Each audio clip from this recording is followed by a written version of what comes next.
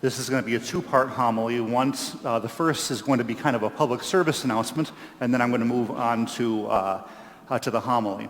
I appreciate a lot of your care and concern over the last couple of weeks. I know people are coming up to me and looking at my hair and not looking at me and wondering what the heck is going on. So I just want to clear it up before a lot of rumors get started. No, I did not get a haircut, number one. And I have a thyroid disease, and I've had it for about a year now.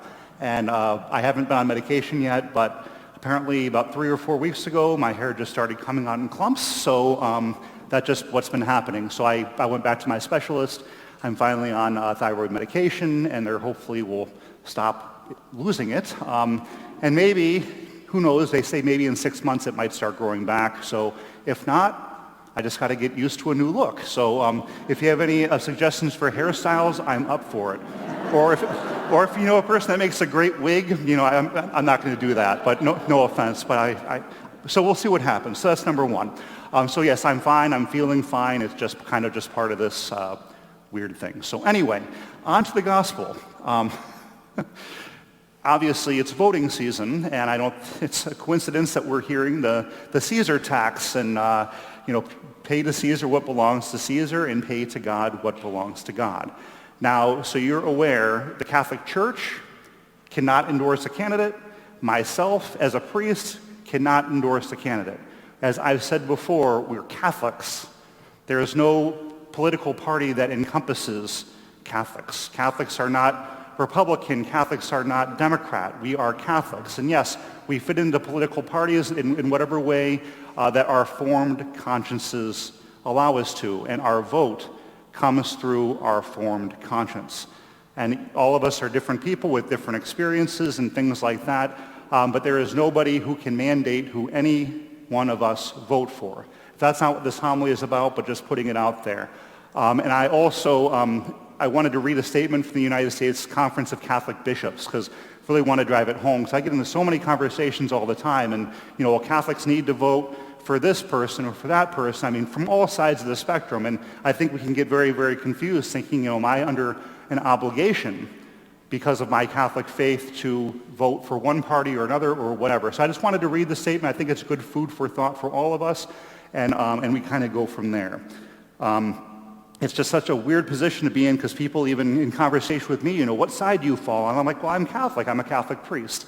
That's where I'm at, and my life experience goes along with that. So if you would go to the United States Conference of Catholic Bishops, they have a wonderful, wonderful introductory letter and some things that we can look for as Catholics as we are discerning.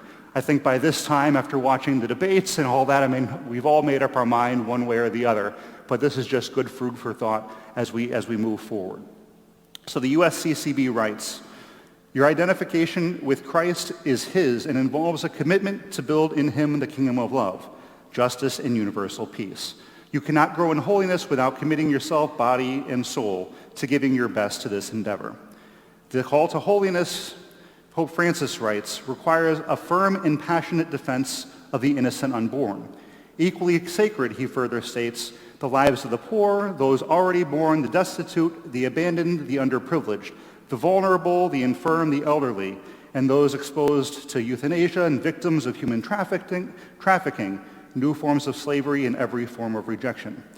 Our approach to contemporary issues is first and foremost rooted in our identity as followers of Christ and as brothers and sisters to all who are made in God's image. For all Catholics, including those seeking public office, our participation in political parties or other groups to which we may belong should be influenced by our faith, not the other way around. Our 2015 statement, Forming Consciences for Faithful Citizenship, sought to help Catholics form their consciences, apply a consistent moral framework to issues facing the nation and world, and shape their choices in elections in the light of Catholic social teaching. In choosing to reissue this statement, we recognize the thrust of the document and the challenges it addresses remain relevant today. At the same time, some challenges have become even more pronounced. Pope Francis has continued to draw attention to the important issues such as migration, xenophobia, racism, abortion, global conflict, and care for creation. In the United States and around the world, many challenges demand our attention. So as we're discerning, yes, there are so many issues going across the spectrum. And we, in our prayer and in our discernment, we look at our consciences and what we're about as our faith is leading and guiding us. Myself, the Catholic Church, nobody can tell you exactly who to vote for.